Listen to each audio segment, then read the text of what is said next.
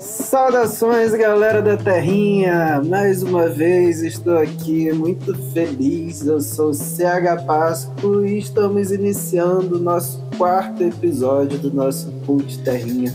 Sejam todos muito bem-vindos ao seu podcast sobre cultura que mostra o talento e a competência dos artistas do interior do nosso querido estado do Rio de Janeiro. Hoje a entrevista é com uma artesã muito querida. O papo tá super gostoso, tá super da hora. E eu queria saber de vocês. Vocês sabem a diferença entre arte e artesanato? E o design? E o trabalho manual? O que esses termos querem dizer? No nosso dia a dia, isso não vai fazer muita diferença não, mas existe uma questão aí que dentro da legislação brasileira existem algumas questões práticas em que esses termos que a gente não se dá conta, a gente não percebe a importância, mas que esses termos eles acabam gerando uma certa perversidade para o setor aí, né? E que a gente precisa se inteirar. E a nossa convidada vai falar sobre isso, então fica de olho na nossa entrevista, fica de ouvido na nossa entrevista, né? Que vocês vão conhecer e saber disso que eu estou falando. Mas antes da gente ir para nossa entrevista, eu preciso fazer aquele bom e velho pedido. Galera, segue nossa página no Instagram, no Facebook, no YouTube, no Spotify, @CultTerrinha. Deixa seu like, dá 5 estrelinhas, isso faz a diferença pra gente. Além disso, não esqueça que toda quinta-feira, a partir das 19 horas, a gente tem um novo episódio aqui no Cult Terrinha, esse encontro pra gente conhecer mais dos nossos artistas no interior. E tá ficando tão legal isso, a galera tá recebendo tão bem. Então chega mais, cola aqui com a gente. Para você que está chegando agora e não ouviu nossos outros episódios, corre lá e ouça. Aproveita que tem 3, que daqui a pouco vai ficar muito mais para vocês ouvirem. Tá muito legal. Mas vamos deixar de enrolação e vamos à nossa entrevista de hoje. Além de ser uma das minhas amigas mais antigas nessas terras, virginiana, linda, ela é artesã, produtora cultural, pesquisadora do artesanato brasileiro, palestrante, bonequeira, oficineira, mãe de 2 meninos. E em seu trabalho, ela mistura diferentes técnicas artesanais, como bordado, pedraria, feltros, tecidos e costura criativa. Seus produtos são criados e desenvolvidos para proporcionar sensações e experiências únicas de contato consigo mesmo, juntando pequenos momentos de memória afetiva. Ela é a alma do ateliê Maria Mole Design. E estou falando de Natália Furtado. Seja muito bem-vinda, Nath, ao Cult Terrinha. Tudo bem? Caraca, eu vou chorar! Que apresentação linda! Obrigada! Ai, meu Deus, estou me sentindo no concorrente Pode que faz sentir. Aquela puta apresentação linda que as pessoas ficam Mas para os nossos artistas eles não merecem menos do que essa galera faz. Obrigada Faltou alguma coisa na apresentação? Não, nem eu sabia. É bastante coisa, né? Quando lista, assim, a maioria dos meus entrevistados, quando lista, assim, tem essa percepção, caramba, eu faço isso tudo e não dou conta. Porque é um dos temas que a gente debate, é justamente falar desse profissional polvo, né? Que a gente é tudo um pouquinho e tal, e estamos aí na luta, na batalha. E a gente acaba ligando, às vezes, a coisa tão no automático que não percebe nem se dá conta da quantidade de coisa que faz, né? Exatamente. Às vezes o óbvio tem que ser dito desenhado para você se ver nesse lugar, né? Desse jeito. Nath, conta um pouquinho pra gente sobre você primeiro, né? A gente estrutura a entrevista um pouquinho sobre vida, um pouquinho sobre a arte e um pouquinho sobre esse espaço que a gente se encontra aí dentro do mercado, né? Então vamos começar por você. Quem é Natália Furtado por ela mesma? Ai, meu Deus. Eu vim de Bauru, interior de São Paulo, para Rio das Ostras fazer faculdade. Passei na Faculdade de Produção Cultural na UF. Vim em 2007 para cá, onde a terrinha era mato puro. Tive a oportunidade de ver essa cidade crescer e se desenvolver muito rápido, muito rápido. Isso foi muito louco, pensar assim, nossa, eu tô vendo uma cidade se desenvolver. Isso era uma coisa... Não tinha grafite, piche em Rio das Ostras, eu ficava impressionada, não tinha. Não tinha mendigo nas ruas. Essa urbanidade que você vivenciava lá em São Paulo, que aqui você encontrou um espaço completamente diferente. Né? Bauru era interior de São Paulo. Eu imaginei, vou ir pro Rio de Janeiro, né? Pá, cheguei na roça. Sempre foi uma estranheza e um amor e ódio, assim, porque é muito diferente, mas também não conseguia. No meio da faculdade eu engravidei e depois voltei para cá com meu filho, o Henrico. Tinha 6 meses para terminar a faculdade. Não sei nem de onde tirei coragem para fazer isso. E hoje estamos aqui. Ricardo conseguiu vir depois, as duras penas, sofreu o bichinho. Como é que muda de estado, assim, trabalhando em São Paulo para vir para cá? Sim. E aí, estamos aí. E o que te fez ficar? Olha, o que me fez ficar foi um amor que foi crescendo por Rio das Ostras, assim, inexplicável. O Ricardo se deu bem na profissão dele, que ele é professor de artes. Então, quando a gente veio para cá, a gente descobriu que não tinha tantos professores de artes no município, e não tem até hoje. Então, tinha emprego, meus filhos conseguiam estudar numa boa escola, porque depois veio o outro filho, né, também na faculdade, e foi isso. E aí, durante a faculdade, eu fui me envolvendo em todas as questões que tinha possíveis sobre artesanato, e com isso foi trilhando o meu caminhar, assim. Bacana, essa coisa do amor, né? Eu acho impressionante porque é isso, a maioria, não digo a maioria, né? Não tem esse dado, mas muitas das pessoas que hoje estão no interior é por amor, né? Você cria um vínculo com a terra que é aquilo, é inexplicável, você não tem, é o lugar onde você se sente bem, é o lugar onde você quer estar. Né? Eu sempre fui do interior, sou de Campos, vim para cá e hoje eu me sinto assim aqui. Assim, aqui eu me sinto em casa. Me sinto mais em casa aqui do que eu me sentia em Campos. É muito louco isso. Por quê? Não sei. Pelo mar, não sei se tem essa atração e tal, mas é isso. Eu acho que a gente vai se adaptando, né?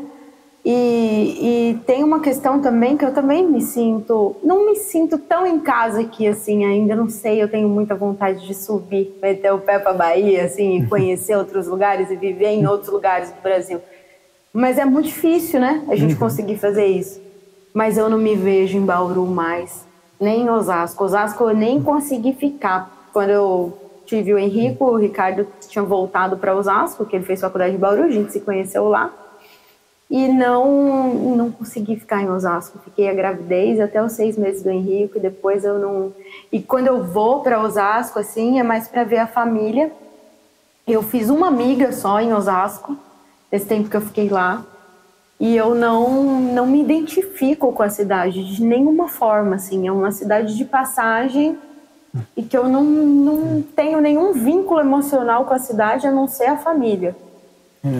Não, eu me sinto, eu vou para Campos, eu me sinto ainda um pouco pertencente, tá? Tem essa memória, isso me marca enquanto raiz, né? Que a gente vai de encontro com as nossas origens, né? A tomada de consciência do momento em que eu decidi que eu não queria mais ir para a capital. Quando eu era mais novo e tal, minha adolescência, eu sempre pensava em ir para o Rio de Janeiro ou ir para São Paulo e tal.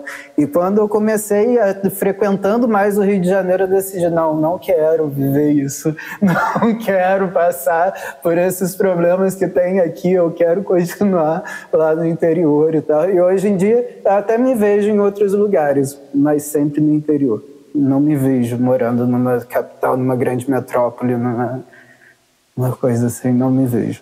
Eu acho que morar perto de uma capital É muito importante, porque assim, a gente dá uma abastecida de cultura. Sim, aqui a gente tem isso. Eu posso ir num shopping, né? Não sou fã de shopping, não sou nada disso, mas, cara, eu gosto de passear no shopping às vezes e tal, tudo ok, né? Mas pra mim, aqui, Rio das Ostras é grande, sabe? Quanto menor, por isso que eu moro onde eu moro, a gente não precisa falar onde, mas assim, mato por todas as partes e é cada vez mais pra dentro do mato, assim, que já tá muito. Mas sabe que engraçado que eu percebi há pouco tempo que aqui, pela primeira vez, porque para mim Rio das Ostras foi uma cidade muito difícil de poder contar com as pessoas, poder contar com seus vizinhos de verdade, como ninguém é daqui, não tem uma abertura para você fazer grandes amizades, assim, é muito difícil. Rotatividade muito grande em determinados bairros. Muito grande de pessoas, sim. E quando eu vim morar aqui nesse bairro, eu tive isso. Eu tenho ótimas vizinhas. Hoje eu tenho uma equipe que eu posso chamar pela primeira vez de rede de apoio. Eu tenho quem busque meu filho em qualquer emergência, quem me salve. Eu tenho essas pessoas hoje aqui, que se tornaram amigas. Os nossos filhos são amigos e os maridos são amigos. Tipo, e é uma turma muito boa, com um pessoal de várias idades diferentes, sabe? E aí, quando eu me dei conta, eu falei, caramba, cara, eu tô feliz aqui, eu quero ficar aqui, sabe? Eu tô no lugar onde eu poderia estar de Rio das Ostras, e foi onde eu sempre quis estar. Isso é muito bacana, né? E você tem outras influências artísticas, voltando a falar um pouco de você tem outras influências artísticas na sua família, no seu contato mais próximo? Tenho meu pai, que é artesão. Posso falar que ele é um mestre artesão, ourives. E minha tia, que foi costureira a vida inteira. Meu irmão, que está aí se mostrando no Instagram, um ótimo ator, roteirista, narrador, filmmaker, não sei, porque os vídeos dele, os reels dele é muito legal. Vou aproveitar para fazer um merchan. Faça. Marcel largou tudo e foi para a estrada de mochileiro. O Instagram dele é @MarcelNaEstrada e tá se virando e é isso, né? Sim. E essas foram influências que te fizeram virar artesã também? Olha, minha história com o artesanato começa lá atrás, desde cedo, né? Eu cresci numa oficina de fabricação pequena de joias, de conserto de joias, de óculos e tal. Mas meu pai nunca me colocou para trabalhar ali. Nunca me ensinou. Quando eu tinha 12 anos, uma amiga minha, era nas férias, falou assim, vamos fazer um curso de bijuteria? E aí eu fui para bijuteria de cabeça. Fiquei dos 12 aos 18 anos trabalhando com bijuteria. Aí eu ajudava meu pai com algumas coisas em casa, às vezes eu ia na loja, mas ele não gostava que eu ficava na loja, porque só tinha homens na loja e ele ficava preocupado comigo, aquele machismo, pensa diferente e tal. Trabalhei para uma empresa de semijoia, trabalhei para uma mulher na época da novela Jade.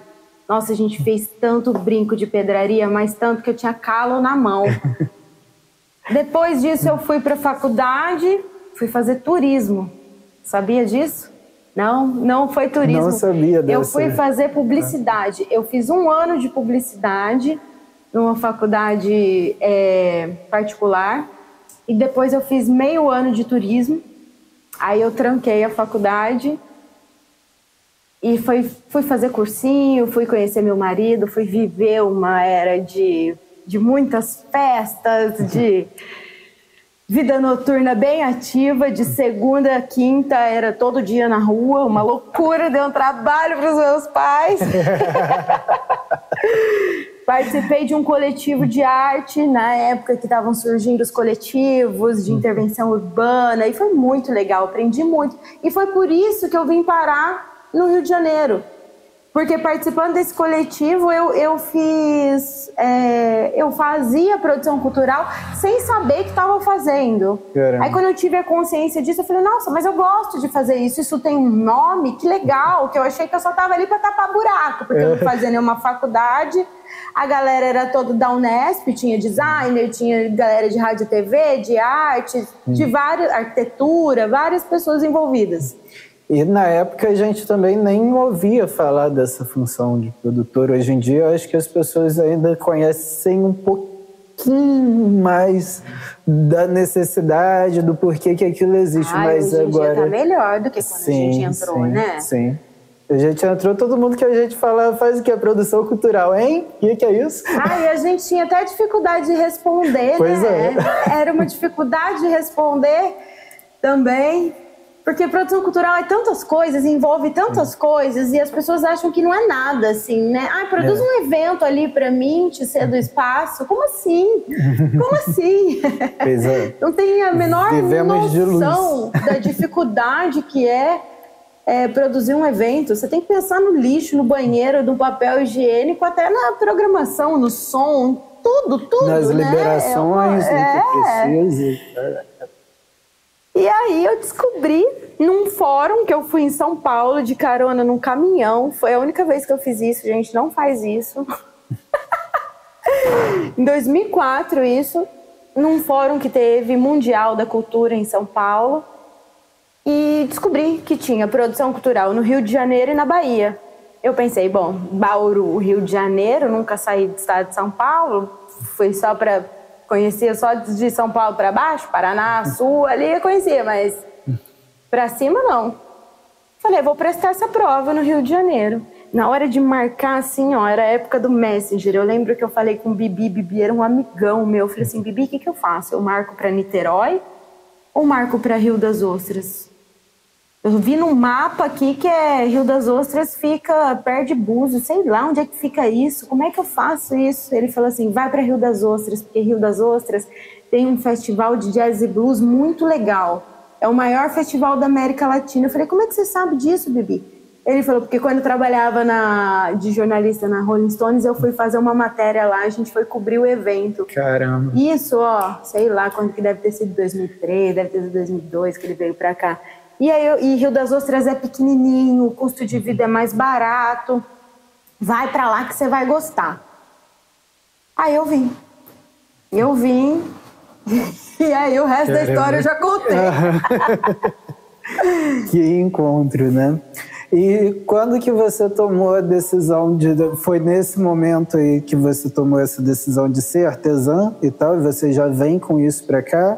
Ou você toma essa decisão depois que você já tá aqui? Em que foi isso? Então, no meio desse processo, tinha umas meninas lá em Bauru que tinham um ateliê Ser do Bem, que chamavam. Então, elas naquela época alugaram uma casinha toda velhinha, mas com aquela arquitetura maravilhosa, antiga, assim, sabe? Com varandinha na frente, um quintalzinho, tudo.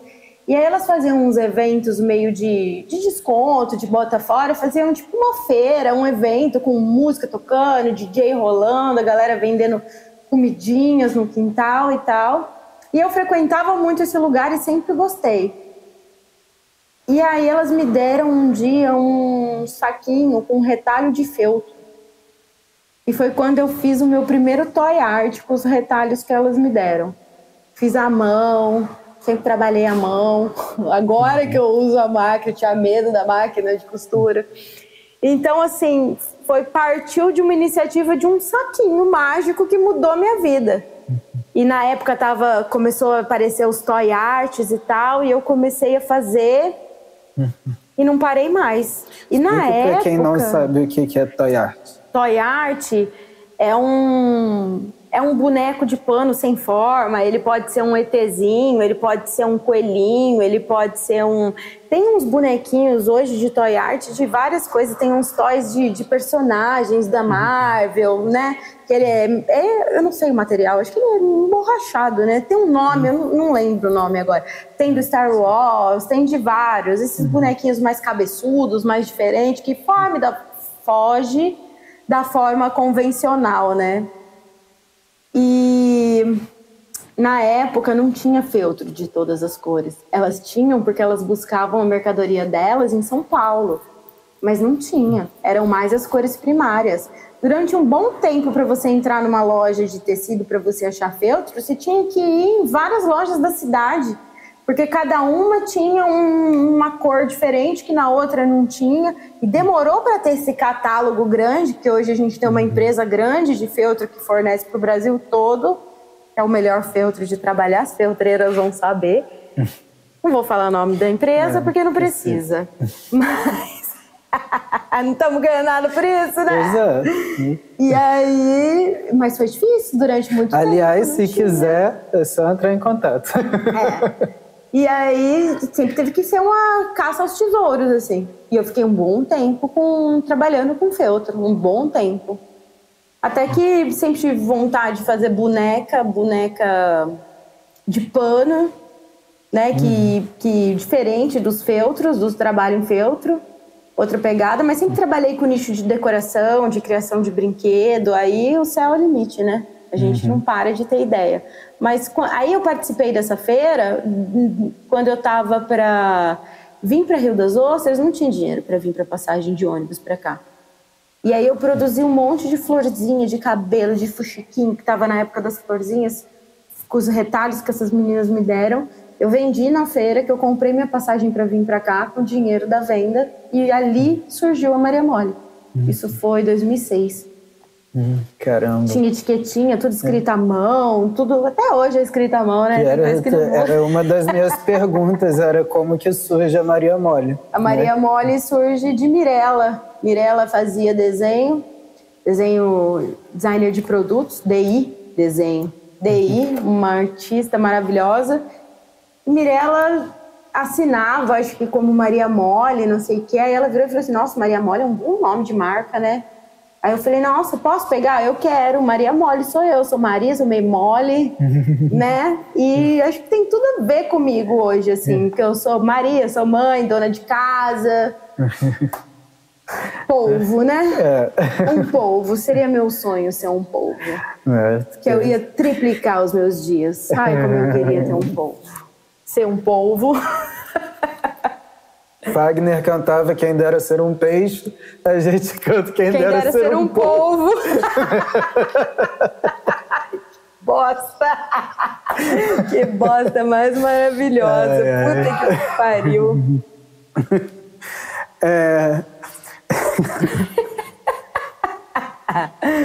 Imagina você ter várias mãos, cara. Seu dia ia ser muito mais produtivo. Ainda bem que é por isso que o povo é cabeçudo.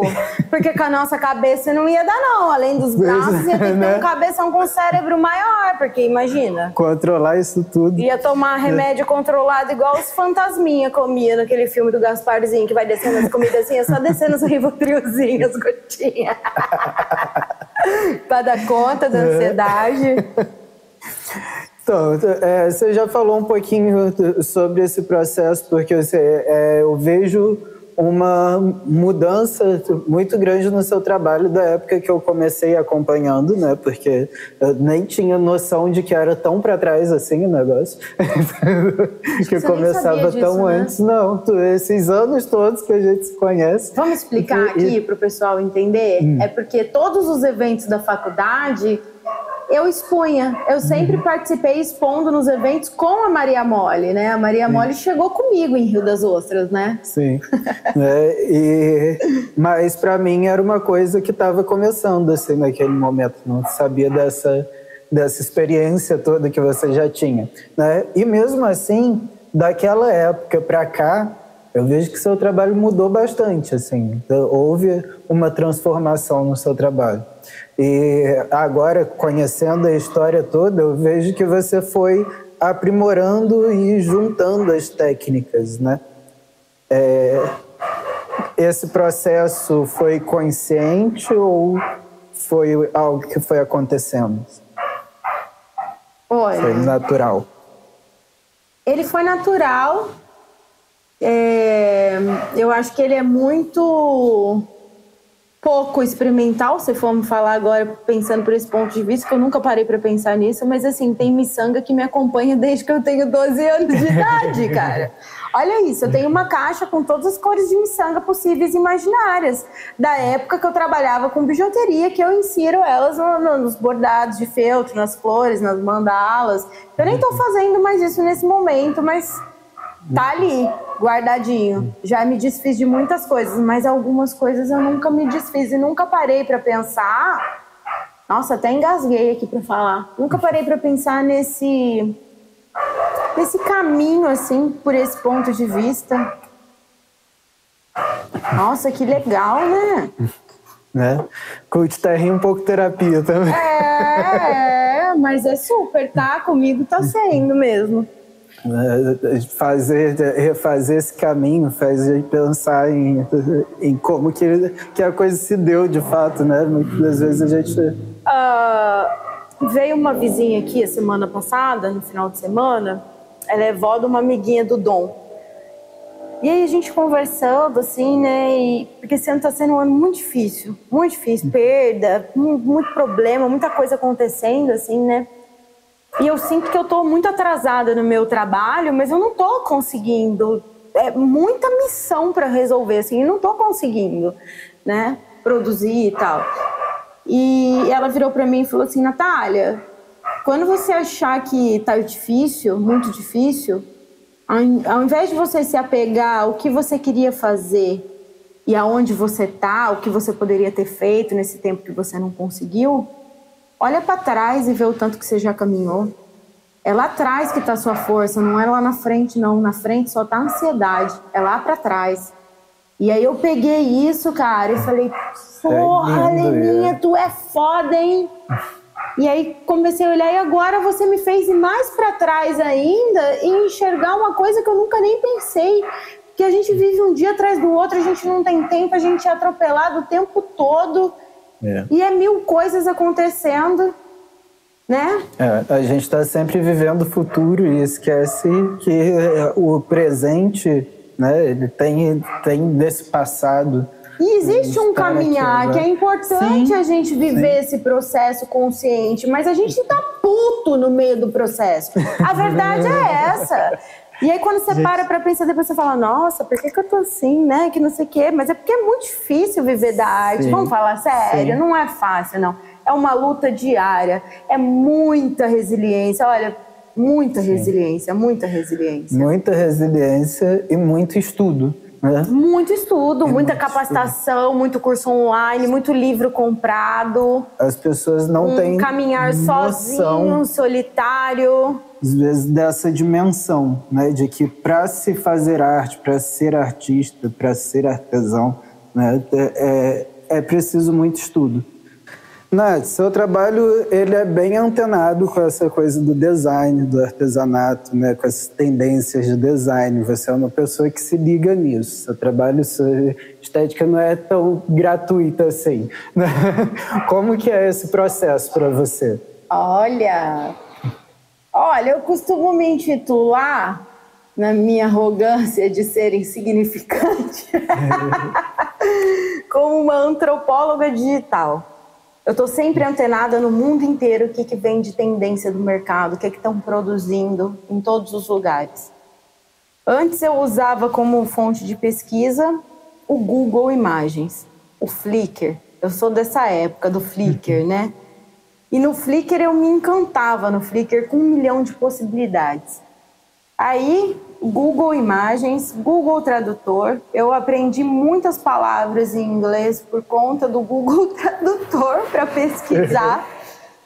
Partilha desse aprendizado. Até que um dia que eu pensei assim: nossa, se eu jogar no Google Tradutor em coreano, que eu quero saber bonecas, sei lá, brinquedos para crianças de pano, vai me aparecer em todas as línguas o que está produzindo no mundo todo, né? Hoje eu uso o Google Tradutor, mas eu jogo no Pinterest, eu jogo no próprio Instagram. Na verdade, hoje eu tô mentindo, tá? Hoje eu não uso mais não, porque eu já sigo um monte de pessoas, no meu Instagram já tem.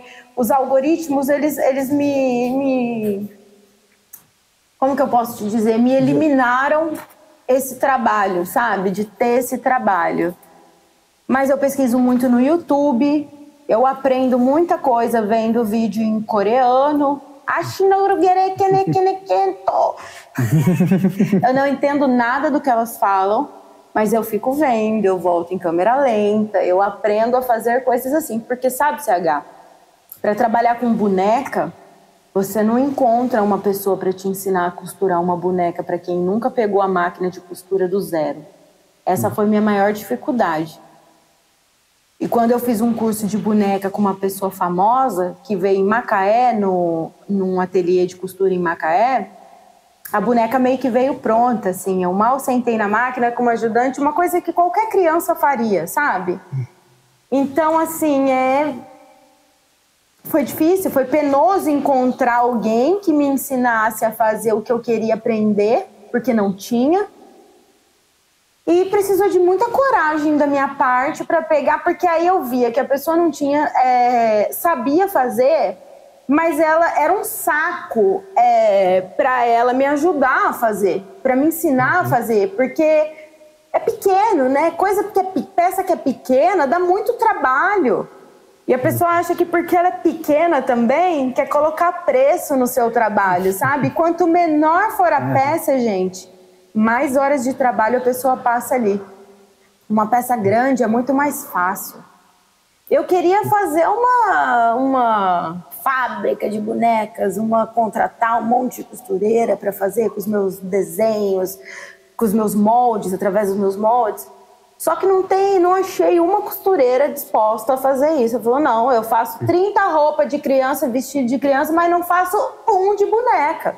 Porque demora mais para fazer um vestido de 15, 20 centímetros de uma boneca que tem 35 centímetros, por exemplo, do que fazer um vestido de uma criança de 2 anos.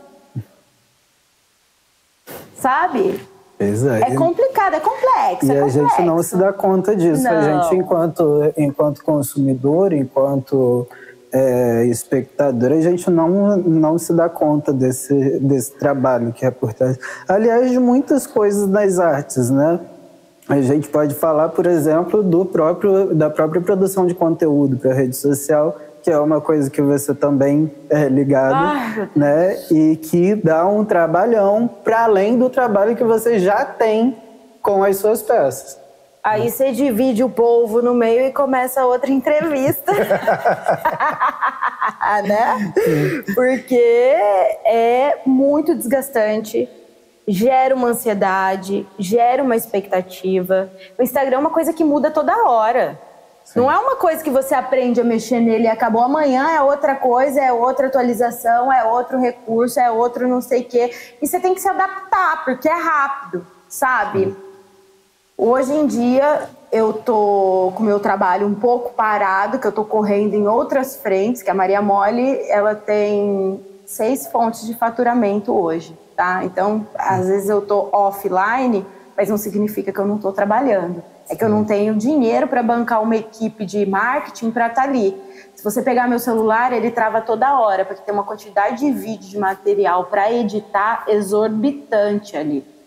Sabe? Tem muita coisa para editar e para postar, que eu poderia ter conteúdo para postar durante meses e tal. Só que é um trabalho que demanda de muitas horas, gera muita ansiedade e chato, né? Cansa.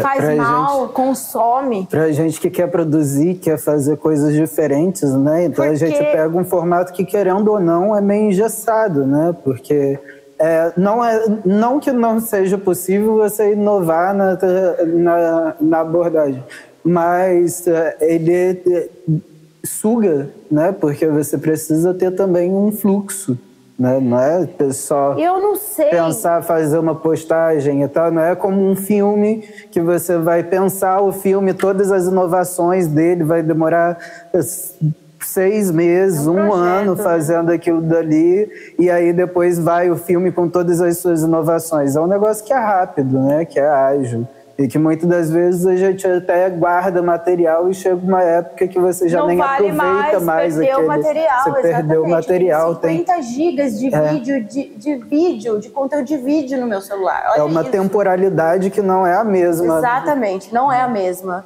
E isso é angustiante, isso é desesperador. Eu não sei quem foi o coach que falou que a gente tem que produzir conteúdo todo dia. A gente tem que olhar para o nosso, porque, olha, o que deve ter de gente paralisada...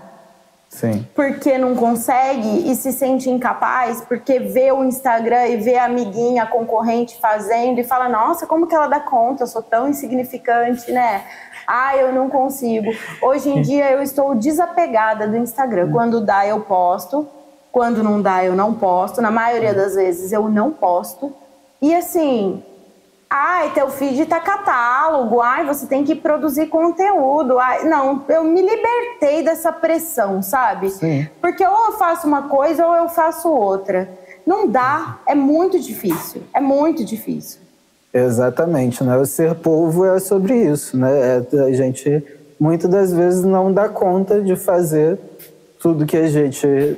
em tese precisaria, mas hoje em dia eu ainda vislumbro um caminho aí de tantas pessoas falarem sobre isso, que as pessoas estão criando um desapego maior com esse fluxo, né? Com essa necessidade desse fluxo de produção para a rede social. Que é isso, é a gente entender que chega um momento que a gente tem que olhar para o mundo real. Né? A gente tem que fazer as coisas que estão aqui para a gente fazer.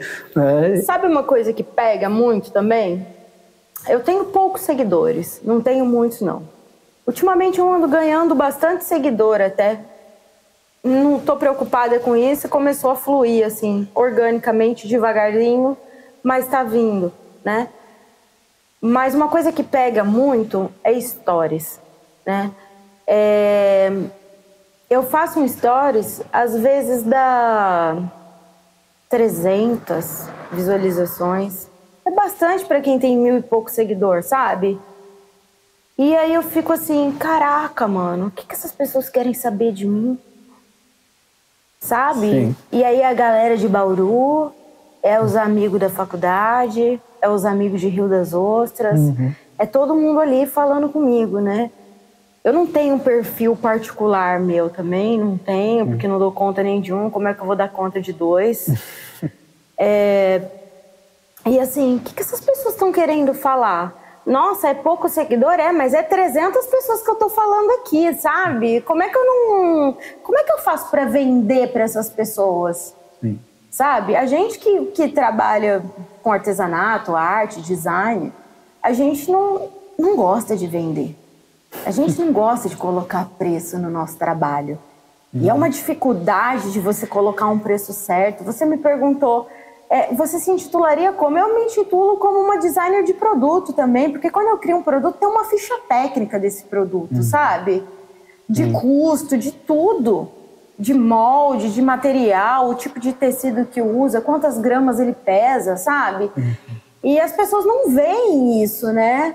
O custo da embalagem, quanto que é para você enviar, o custo da máquina de cartão. É muito difícil a gente colocar um preço que a gente ache justo. E aí a gente vai participar de um evento, a pessoa quer botar preço no teu trabalho, quer pichinchar em cima de você, e você tem que ter aquele joguinho de cintura de ser educado e de não, sabe? Sim. E é muito chato isso. Sim. Isso dá vontade de, tem hora de... É uma relação de amor e ódio, assim, que dá vontade de você falar, meu... Quer comprar, compra. Não quer, não compra, caramba, sabe? Mas não vem querer diminuir meu trabalho.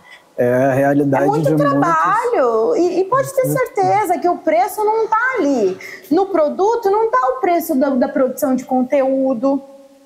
Não está o preço da fotografia. Porque quem é que não tem uma empresa que trabalha com produto e serviço que não queria poder contratar um videomaker, um fotógrafo, até para essa produção de conteúdo ser mais profissional e mais valorizada, mais legal, massa, né? A gente vai... Quem é que não... Eu gostaria muito de poder tá pagando esses profissionais para estar comigo, de ter minha equipe de trabalho. Sim. Mas é inviável, é muito difícil, é muito difícil. Ainda mais que o material humano é o mais caro em qualquer projeto, né? Qualquer projeto que se faça, o material humano é muito caro, porque tem que ser. Né? Mas é um investimento também. Não acho que seja caro e não é que não vale, né? Mas é porque tem que ser mesmo. Né? É o nosso tempo, é a nossa vida que a gente doa em cada projeto desse. Cada profissional, o tempo que está ali produzindo um material, que está ali exercendo a sua função, ele está doando sua vida. Né? Então o tempo de vida tem que ser caro mesmo. Né? Se a gente parar para pensar. E o meu tempo de trabalho, né? Pois Por que o meu tem que ser menor do que o do outro? Por que a minha hora calculada tem que ser tão baixa? Sabe? Porque senão o preço do produto fica exorbitante e não vai pagar. Mas tem gente vendendo bonequinha aí, igual a que eu faço, mais assim, simplificada, vendendo por 400, 500 reais. Entendeu? A gente pensa nessas bonecas industrializadas da vida que o cara faz lá 400 por minuto, né? Não que seja esse valor, mas tipo, é uma produção industrial e as pessoas pagam 200 conto, ninguém pechincha com o caixa da Americanas, entendeu? E aí, quando chega no trabalho artesanal, a pessoa quer pechinchar o tempo de trabalho que a pessoa demorou fazendo um a um. Né? Cada item daquele foi feito no momento. Né? Você não tem a máquina que você enfia e sai 30 bonecas do outro lado, quem dera. Né? Eu levo mais ou menos 6 horas para fazer uma boneca de 35 centímetros. Olha isso. E eu uso máquina e cada uma sai diferente da outra. Porque não é a máquina que vai determinar a característica do meu produto. Né? Sim. O designer do meu produto, não é. Então, assim, tem todo o processo manual, mas também tem o processo industrial. E se tivesse mais máquinas, se tivesse uma máquina, eu sei que ela tem hoje, mas só empresas grandes de urso de pelúcia, essas coisas que trabalham com ela. Existe uma máquina que enche na máquina. Você bota a peça lá, ela vai cuspindo a fibra sintética. Encher uma peça, gente... Costurar na máquina é o processo. 5 minutos você costura uma boneca. Mais 20 minutos você costura um vestidinho da boneca. Encher, riscar o tecido, cortar, botar o moldinho do rostinho, bordar o rostinho, fazer o sapatinho, pregar o botão, a bolsinha da boneca, a filha da boneca. Meu, demora pra caramba. Demora. Sem contar que a pessoa que trabalha em casa, os artesãos, na maioria das vezes que trabalham em casa, sentou, levantou, a máquina de roupa parou de bater, você tem que levantar e resolver outras coisas. Eu não consigo, eu tenho uma dificuldade de trabalhar dentro de casa absurda. Absurda. É o filho que chama, é a panela que tá no fogo, é o telefone que toca. Meu sonho é sair de casa para trabalhar, que aí a minha vida, minha produção...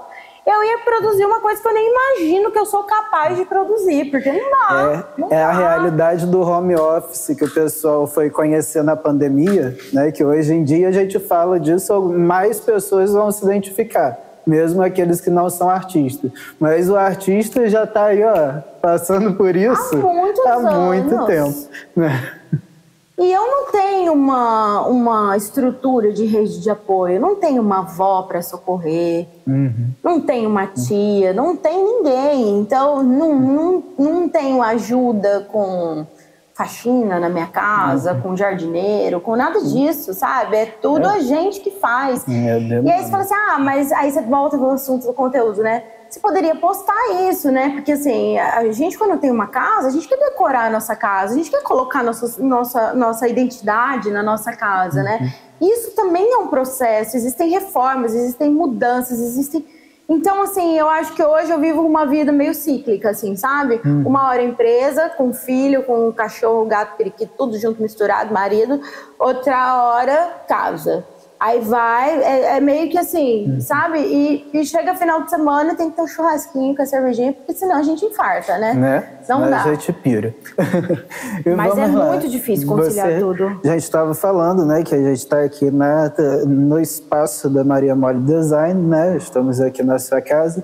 E aqui em volta tem bastante vegetação, né? Você tem animais, você tem seus pets e tal, lindos, maravilhosos por aí.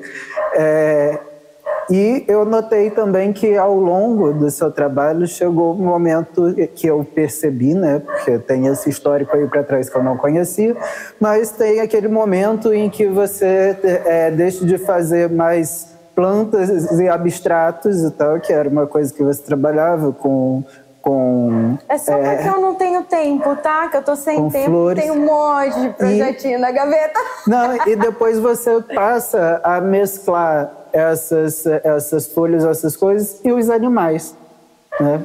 Essa vivência interiorana, ela tem uma relação com essa busca por essa representação da natureza? Você começou trabalhando com os painéis com insetos num determinado momento, os seus bonecos são os bichinhos e tal. Nossa, você tá me levando para outro lugar hoje que eu também nunca pensei nisso, não tem. A criação da coleção de bonecas bichos, ela veio de uma vontade da boneca representar qualquer tipo de família, né? Então a ideia era de que cada bicho ou os bichos misturados compusessem todos os tipos de família que tem. Não consegui contar isso através do Instagram, porque é um trabalho do caramba. Teve um processo atrás que eu quase gravei um curso online de boneca, então eu meio que segurei para não vender as bonecas. E depois eu fiquei muito triste porque não deu certo. E com isso vieram outras coisas que a gente vai chegar lá, acho que mais para frente, na questão dos editais, né? Mas a coleção de bonecas, ela foi criada com o propósito de representação de todas as famílias. Muito foi bom. Nesse sentido. E o fato de inserir elas na natureza, que eu acho que assim, para que eu vou gastar dinheiro comprando peças para colocar num cenário a boneca? Talvez ela ficaria mais vendável, sim. Só que a Nath é colorida, a Nath não é tom pastel, entendeu? Se você pegar as bonecas da gringa, é tudo tom pastel. Nossa, até fiz um trava-língua aqui. É tudo tom pastel, que coisa chata. A gente é brasileiro, a gente gosta de farm, né? Vamos falar assim, de chita, né? De cor, país do carnaval. Não consigo. Tom pastel. Imagina entrar numa loja tudo bege, pelo amor de Deus. Não. Então, assim, eu vou construir um cenário voltado no tom pastel? Ou eu vou usar da natureza que tem aqui em volta, da beleza natural, das praias que tem aqui na nossa terrinha, do mato, dos jardins, da serra? Eu adoro ir pra serra, acho que a serra me aterra tanto, me volto no eixo assim quando eu tô na serra, que eu amo ir pra serra. Isso é uma coisa que lá em Bauru não tinha, né? A praia mais perto era 600 quilômetros de distância, 500 e pouco. Não cresci na praia, não tenho esse contato, nunca tive esse contato com o mar. E eu sou muito mais serra do que praia, muito mais. E aí quando eu viajo, eu levo as bonecas e coloco perto da cachoeira, coloco perto... É por isso que tem a natureza, que tem os insetos e tal. E na verdade os besouros que você falou, eles vieram na pandemia, num processo de reconexão comigo mesmo, porque eu queria uma árvore aqui dentro da sala e que tivesse uns besouros pendurados, como se fosse uma árvore de Natal. E aí eu falei, nossa, isso daqui daria um bom quadro. Nossa, se eu misturar com isso, fica legal. E aí, assim, foi um processo de nascer os besouros dessa forma, assim. Que legal. Muito bom. E você começou aí, né, a questão dos editais, eu acho que essa pergunta vai caminhar para aí. E como que você vê a influência da produção cultural, de ser produtora cultural, no seu trabalho como artesã, quando essas coisas confluem? É muito louco pensar isso, né? Porque esses dias eu estava refletindo sobre mim, sobre mim? Qual que é o jeito certo de falar? Não sei. Desculpa, gente. O que eu sou e que eu faço, né? Eu sou uma produtora cultural de oficinas de arte e educação infantil né? Eu sou com isso, acabo sendo uma agente cultural também. Eu vendo os produtos, exponho em alguns lugares, então presto serviço para algumas pessoas. Já tentei fazer umas collabs de ir em alguns espaços e não consegui trabalhar de forma que seria justa para ambas as partes. Por isso eu decidi transformar a sala num ateliê, e sala-casa, e sala-ateliê, e tudo aqui se move e se transforma conforme a atividade que vai ser desenvolvida aqui na minha casa. E as oficinas vieram de um sonho que deu uma elevada na Maria Mole, assim, de trabalhar com oficina de brinquedo para criança, né? As nossas oficinas, elas são diferenciadas porque cada oficina é um brinquedo, uma brincadeira nova, que eles aprendem através do nosso arte educador, o Rico, Sim.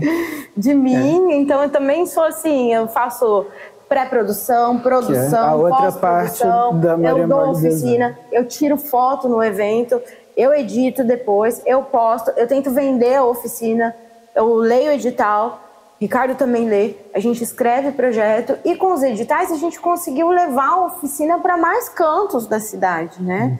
E com isso as pessoas foram vendo e chamam a gente. E é isso. Agora, para chamar de graça não precisa não, viu, gente? Porque o rolê aqui é bem grande, vocês entenderam, né? Vamos valorizar o trabalho da amiguinha aqui, que não é pouco, não. Né?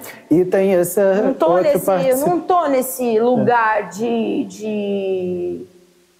Ai, posso até me complicar aqui agora, mas eu não tô nesse lugar de fazer trabalho voluntário, sabe? Eu tenho muito trabalho e pouco reconhecimento, pouco retorno financeiro, é muito no amor. Quem tá hoje em dia, né? É muito no amor, é muito na garra. E se você for colocar na ponta do lápis, meio que fica meio que assim, 6 por meia dúzia, sabe? Não é uma coisa assim que... E eu não consigo manter a constância dos meus projetos porque somos um povo e não conseguimos fazer uma coisa só. Se eu conseguisse, talvez eu estaria em outro lugar, sabe? Num lugar mais alto, mas é muita coisa acontecendo ao mesmo tempo. Eu começo percebendo que nesse processo de produção polvo, né, que o artista vivencia, hoje em dia está cada vez mais difícil da gente encampar esses projetos sem receber nada, porque às vezes a gente lucra mais fazendo uma dessas N coisas que a gente faz ao mesmo tempo do que trabalhando de graça para não ter resultado nenhum.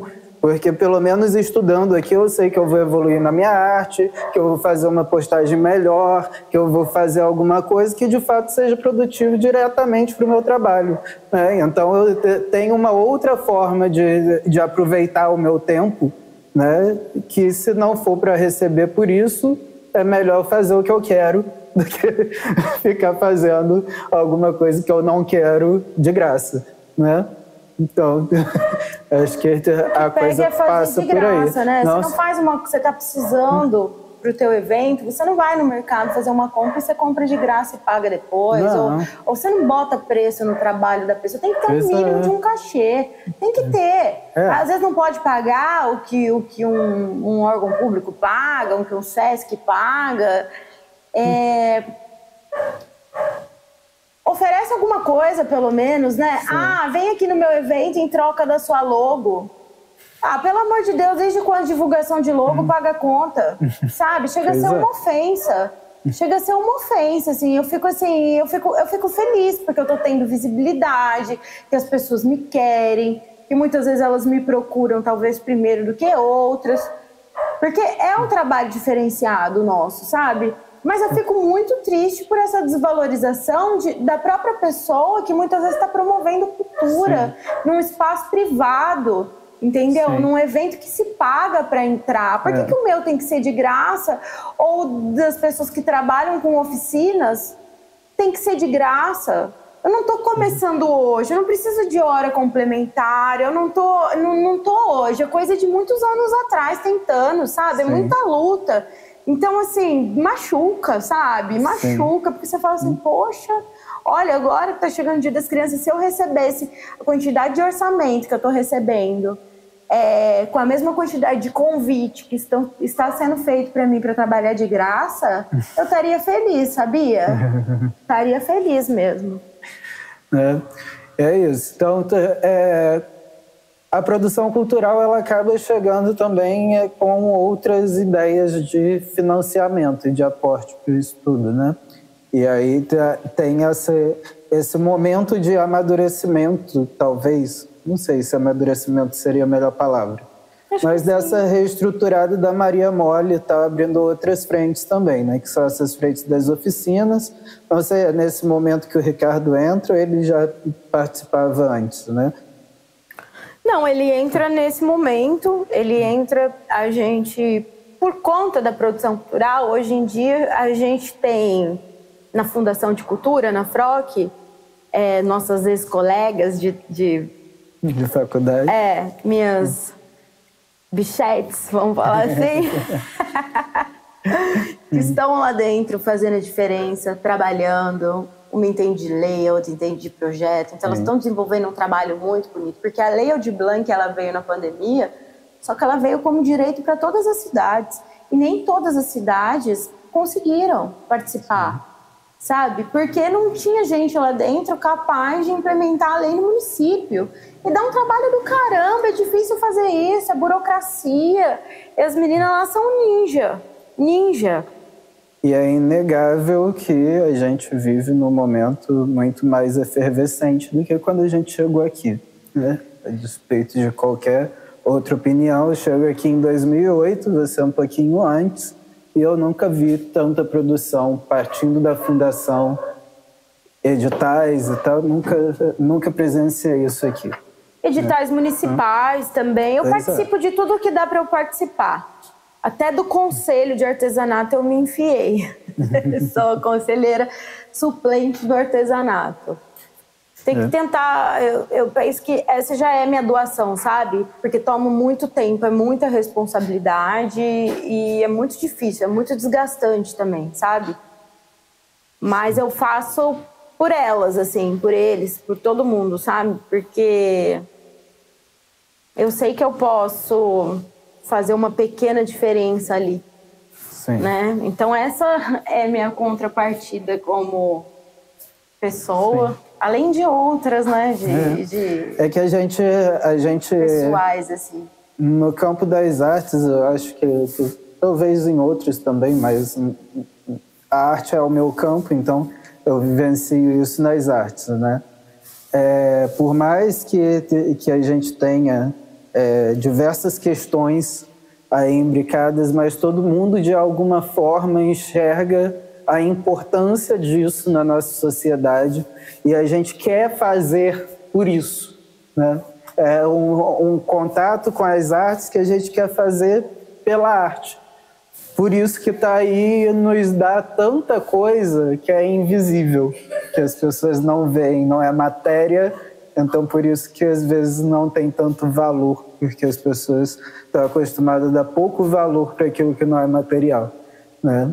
E a arte, ela nos proporciona coisas, vivências que valem muito mais que isso tudo e que a gente muitas das vezes se doa, né? Porque quando a gente fala de um trabalho de graça voluntário é doação. E a gente se doa para isso, né?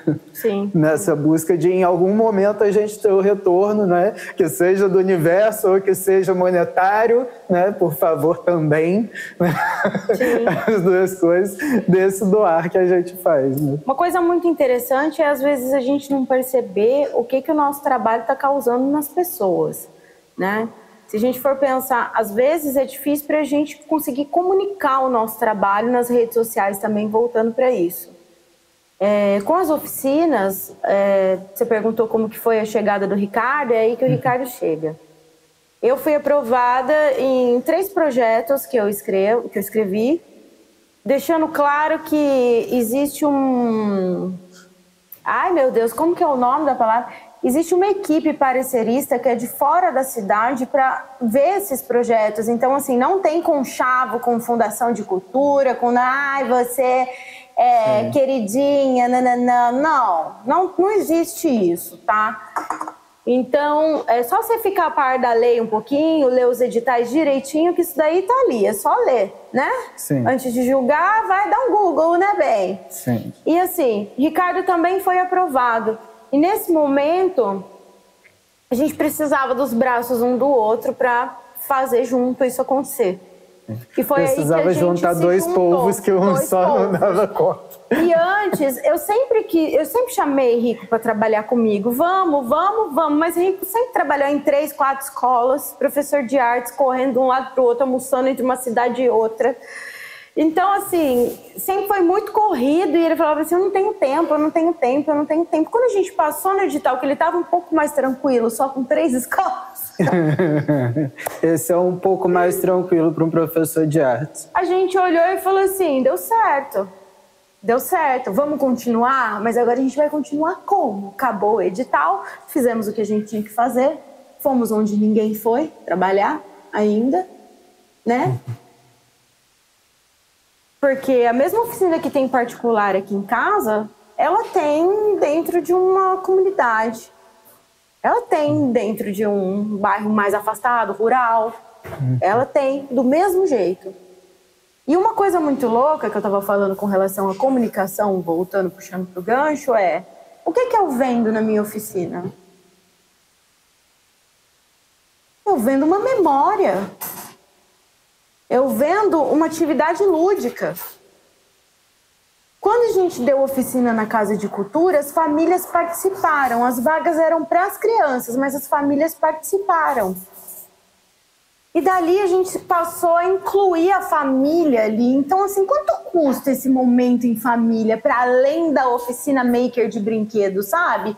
Esse momento, quanto custa para você criar um vínculo de brincar com o teu filho? Sabe que mãe que não se sente culpada porque está sobrecarregada de trabalho e não consegue brincar com o teu filho? Que pai que não consegue isso? Sabe que não tem essa culpa? Duvido que não exista um monte por aí. Sabe? Quanto custa esse momento? É sobre isso, sabe? Então, assim, ó, gente, custa barato, tá? Não custa caro, não. Vocês fiquem atentos no @mariamoledesign, que lá vocês vão saber. Porque tem uma coisa de estudo de mercado sobre oficina que ninguém coloca preço. Então, se eu quisesse entender mais desse mercado e de preço, eu sei porque eu pesquiso, mas, assim, para pesquisar mais a fundo, eu teria que fazer um perfil fake para mandar mensagem para a pessoa como se eu estivesse interessada em colocar meu filho em todas as cidades que tem no Brasil.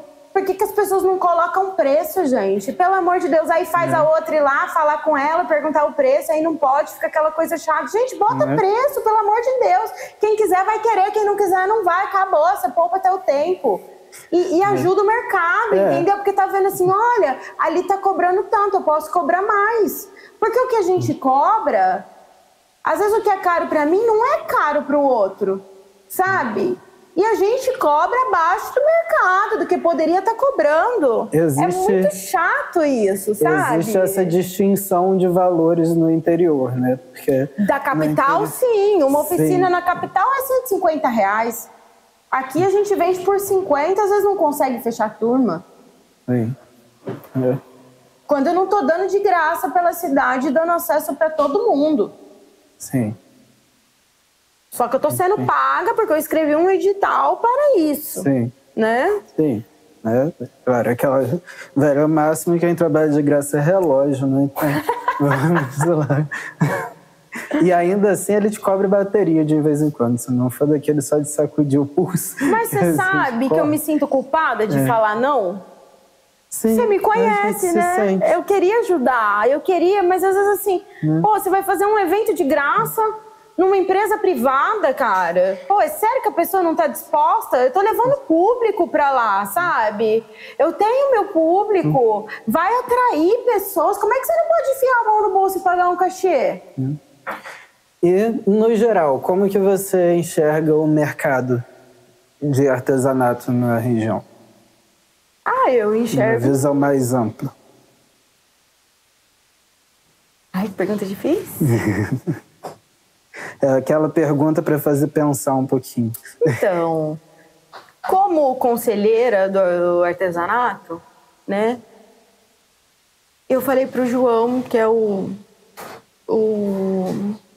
aquele que tem a cadeira, né? Eu falei assim, eu acho que a gente poderia fazer um diagnóstico do artesanato em Rio das Ostras. Vamos pesquisar as perguntas e vamos levantar esse diagnóstico para a gente entender o que está acontecendo. Sim. Né? Como que a gente vai propor políticas públicas de demanda para atender eles sem fazer uma pesquisa antes? Sim. Né? Mas eu acho o mercado na região, não só aqui na região, Barra de São João, Macaé, eu acho aquecido, eu acho que tem bastante artesãos nessa região, bastante. Sim.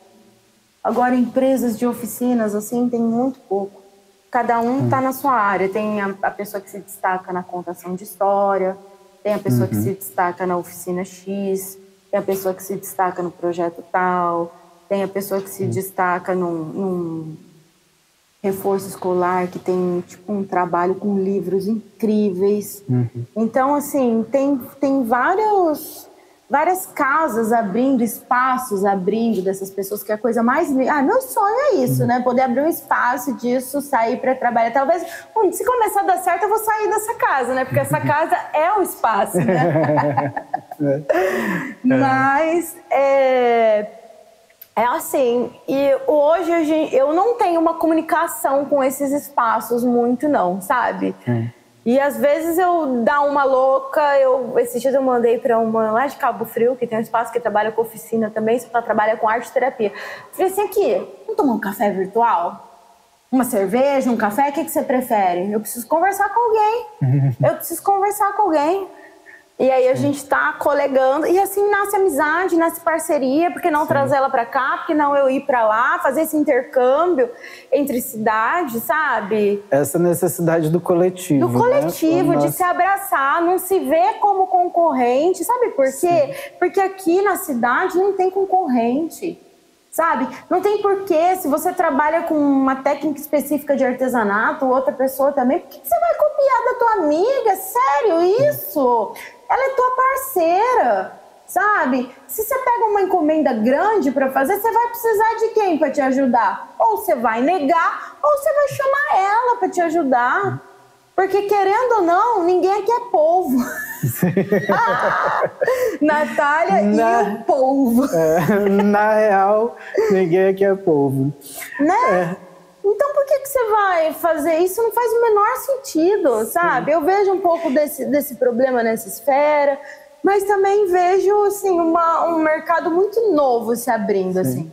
Tem um outro episódio que eu falo na abertura, da quantidade de público que nós somos, assim, entendendo cada indivíduo como possível público. Somos mais de 9 milhões no interior. Isso é um cálculo raso, né?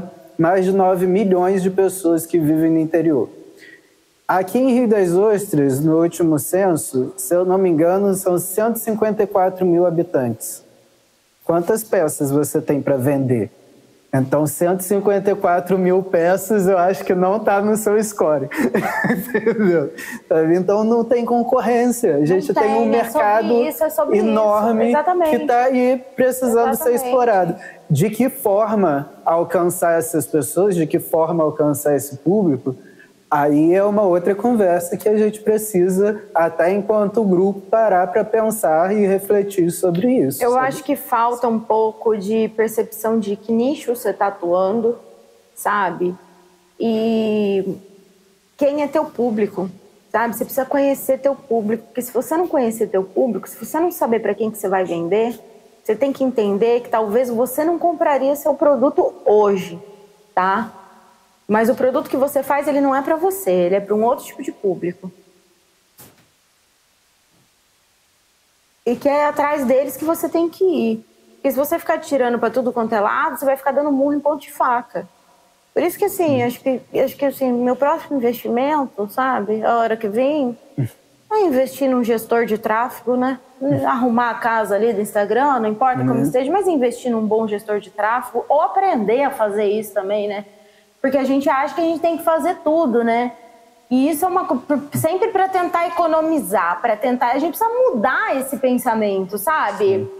Fazer anúncio é difícil pra caramba. Quanta gente tá aí agora, nesse exato momento que a gente tá vivendo atual, pagando anúncio, impulsionando postagem e não tá tendo resultado nenhum, que às vezes um teu orgânico tá performando melhor do que o post que você botou R$50. Sim. Isso acontece comigo. E precisamos transformar numa campanha a ideia que eu faço ali de 3 minutos, galera. Compartilhe o vídeo do seu coleguinha.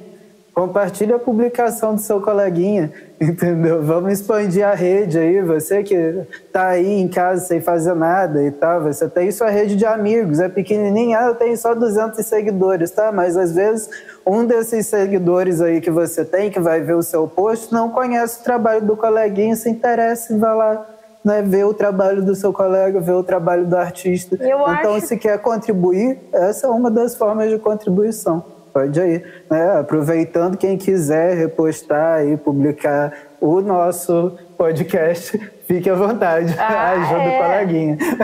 Mas eu acho que isso é uma coisa de você entender que as pessoas, elas não são seus concorrentes. Você compartilhar teu amigo pode ser um complemento pro teu conteúdo até. Só que tem uma questão que pode soar até um pouco hipócrita. Tipo assim, eu não tô postando stories nenhum.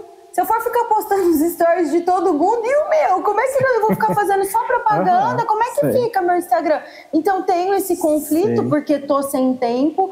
Mas acredito que assim, se eu tivesse postando constantemente, eu preciso fazer isso. Às vezes passa batido e não é por maldade. A gente não faz, mas se todo mundo fizer isso, a gente gera uma rede de apoio muito grande. Sim. Muito grande. E é sobre isso, é rede. Tá aí pra todo mundo, entendeu? Às vezes uma pessoa pega e fala, nossa, que legal, manda pra outra.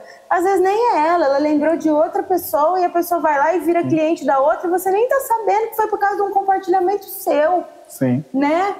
Querendo ou não, a rede social é um poder que a gente tem hoje de divulgação muito grande. Sim.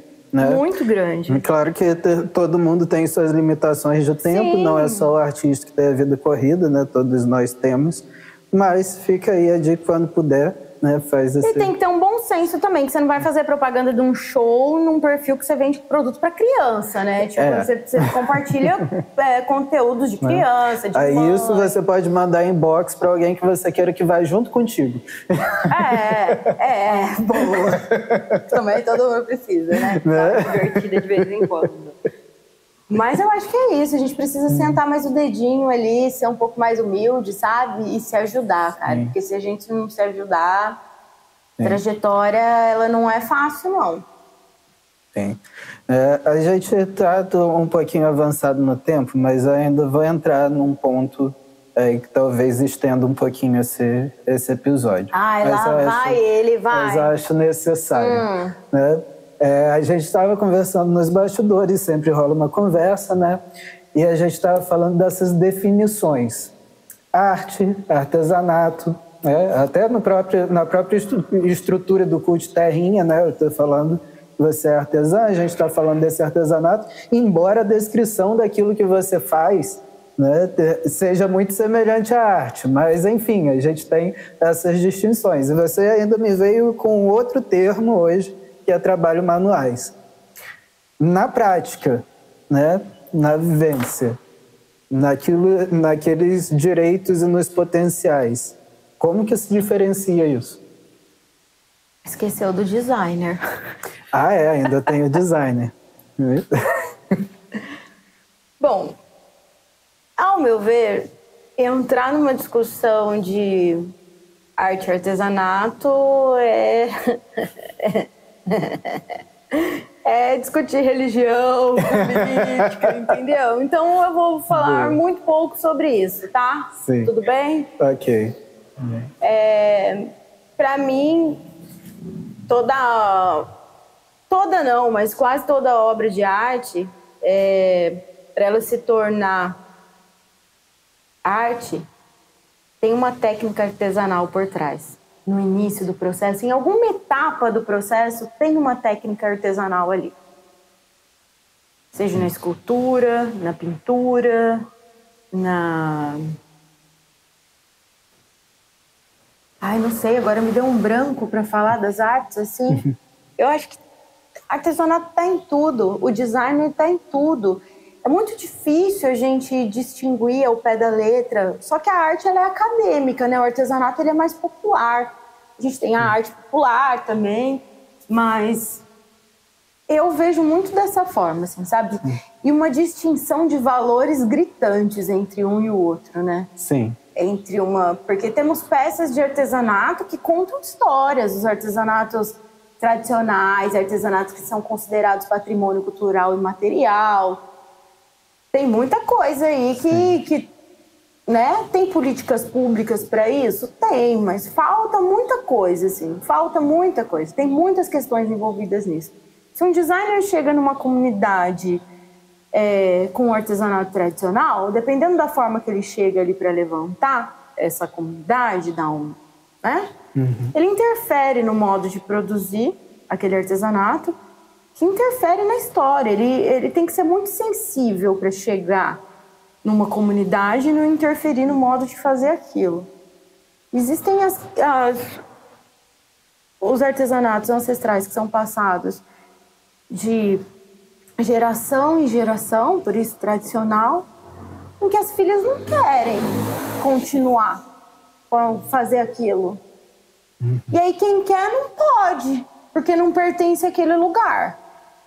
Então fica uma coisa, e as pessoas que estão fazendo, os artesãos, estão ficando velhinhos e estão morrendo.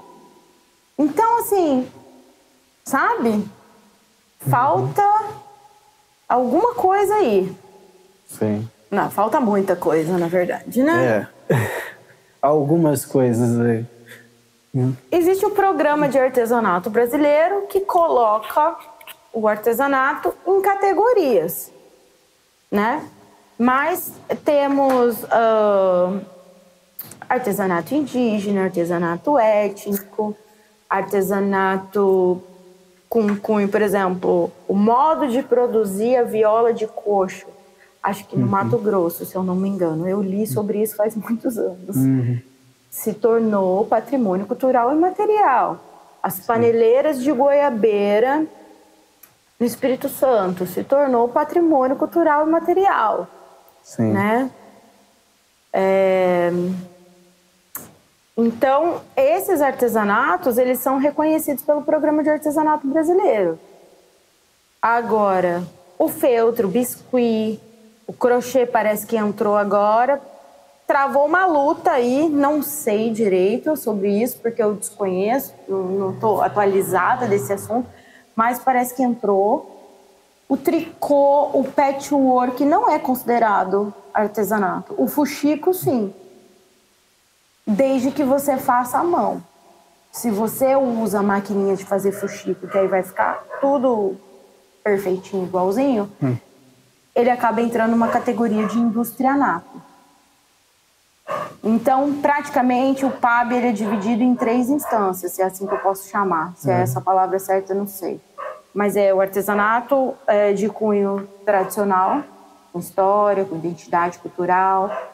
O trabalho manual, que inclui bijuteria, feltro, biscuit, sabonete, vela, várias coisas, que não é considerado artesanato. E segundo o Programa de Artesanato Brasileiro, ele é considerado um trabalho desprovido de identidade cultural e de processo criativo. Isso é absurdo. E aí a pessoa que trabalha não tem direito a ter a carteirinha, que são os benefícios. A profissão artesão foi regulamentada? Agora, em 2016, super novo isso, sabe? E tem o termo industrianato. Então, assim, se você usa uma máquina que vai tornar seu modo de fazer um pouco mais rápido, Ele Até para dar conta desse mundo todo? Ele cai numa categoria de industrianato. Então, assim, você, em vez de você horizontalizar, você verticaliza, sabe? E aí temos alguns órgãos que vêm, todo mundo tem que ser MEI, porque, né, todo mundo tem que ter seus direitos, mas você não consegue ter seu direito ali, sabe? Sim. E aí essa é uma questão que bate em mim, porque assim, eu sou designer, eu faço arte, porque artesanato eu não faço, né? Eu não posso falar que eu faço, sabe? Por que que eu não posso falar? Você tá acima disso, eu crio minhas peças. E eles colocam nessa categoria porque eles falam que a gente usa um molde pronto e compra um material que não sofre transformação, né? A matéria-prima ela não sofre transformação. O tecido não deixa de ser um tecido, não importa se ele vira uma bolsa. Ué. Então, assim, e a identidade dessas pessoas que moram na cidade? O mercado que isso gera para os armarinhos, para as lojas de tecido, para os fabricantes de tecido. Na pandemia, a gente não tinha insumo para comprar, para trabalhar. Acabou tudo, não tinha tecido, não tinha cola, não tinha nada. Na época da pandemia, quando a gente não estava todo mundo dentro de casa morrendo de medo, o lugar que tinha fila era a loja de tecido com fila, sabe? Então, assim... E desconsidera o processo de criação que vem da composição. Você pode pegar tudo pronto, que não é o caso, né? Você tem um molde, mas eu posso comprar todas as folhas prontas, eu posso comprar todos os itens prontos, mas eu vou ter um trabalho ali de composição, né? Senão a gente cai por terra, boa parte da arte contemporânea a gente destrói, né? A gente desconsidera como arte, a gente volta aí no passado, né? E se a gente pensar, é absurdo ter um artesão, o ofício do artesão ser regulamentado agora, sendo que o artesão está aí desde a Idade Média, desde antes. O artesão já existia, o artista veio a existir depois, né? Exatamente. O artista ele sai do artesão, né? O processo histórico ele é muito maior, né? Richard Senet, ele fala sobre você trabalhar com as mãos, né? Sobre o mestre artesão. Leva não sei quantos anos para você dominar uma técnica, né? A gente tem o Austin Kleon, que é o hobby como arte. Não sei se eu falei os inglês certo aqui não, tá bom, gente? Que eu tenho uma coisa meio carioca, meio caipira, entendeu? O R é meio pra lá, meio pra cá. Então, assim, o inglês, então, nossa senhora! O que ele fala? Ele fala que não existe criatividade, né? Que criatividade é plágio não identificado. E todo mundo começa copiando, né? Até você se encontrar naquele... A gente aprende a escrever copiando, né? Até você se encontrar ali. E até você se encontrar ali, o que faz sentido para linkar com o Richard Senet é que é muitas horas de dedicação. Sabe? Como é que alguém que trabalha com cor não tem um processo criativo ali?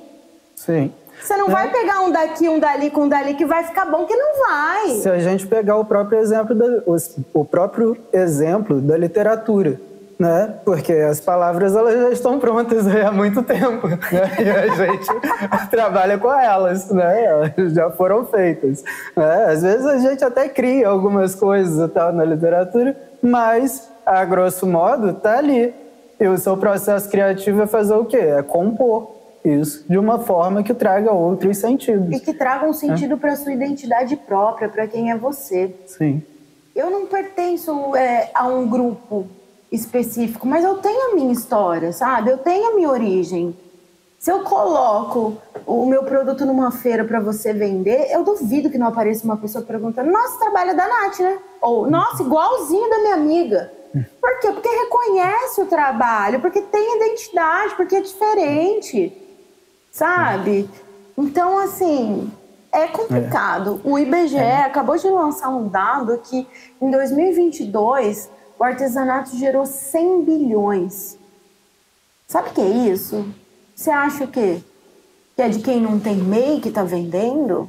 que é de política pública para artesanato tradicional, é do quê? Como que a gente esquece?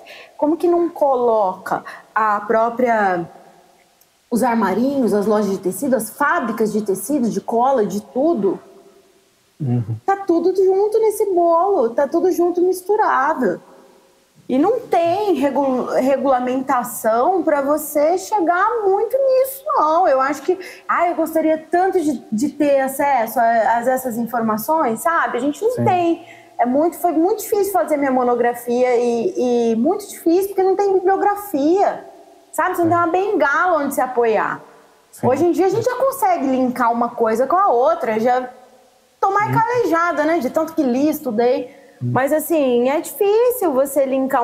E as pessoas que, por exemplo, eu já conheci, que são famosinhas na internet, que fizeram um mestrado lá fora, né? Portugal é muito bom para fazer mestrado nessa área.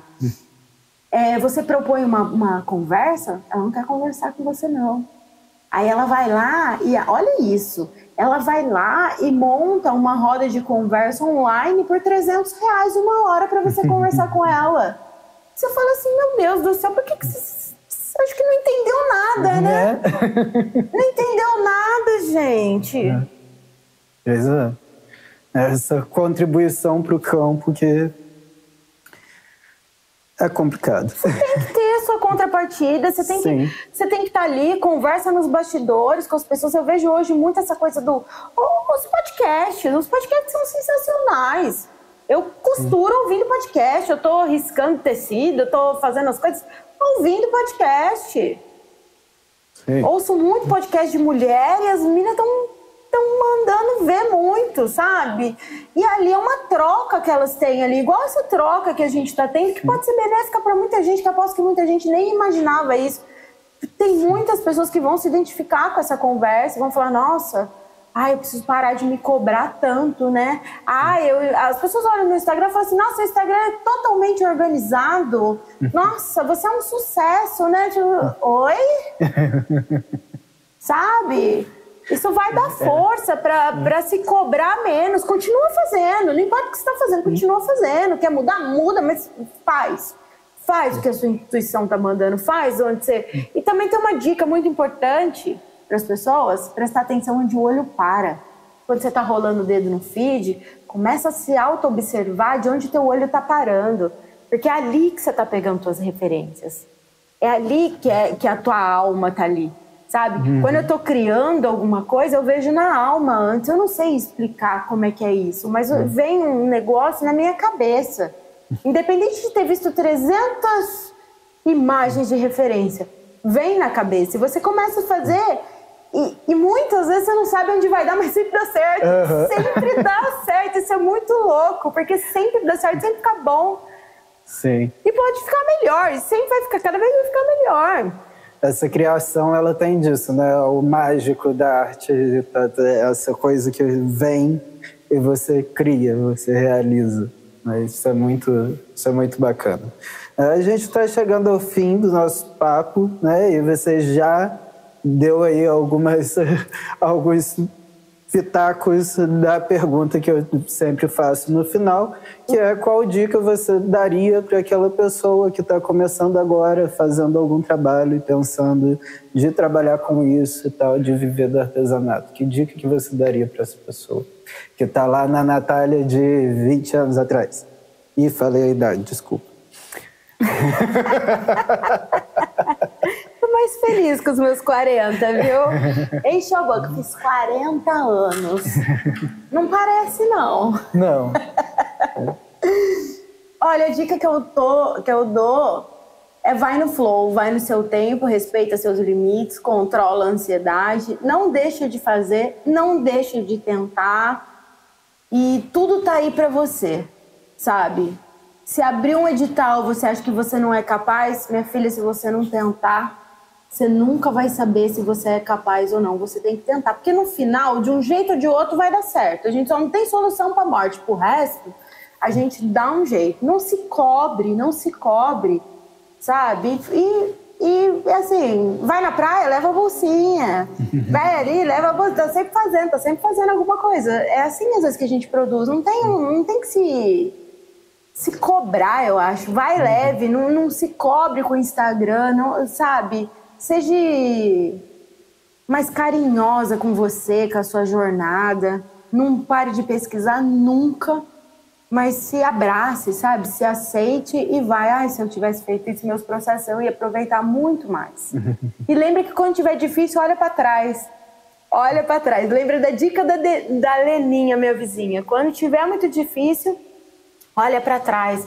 Pensa de onde você tá, ou da onde você saiu e aonde você está.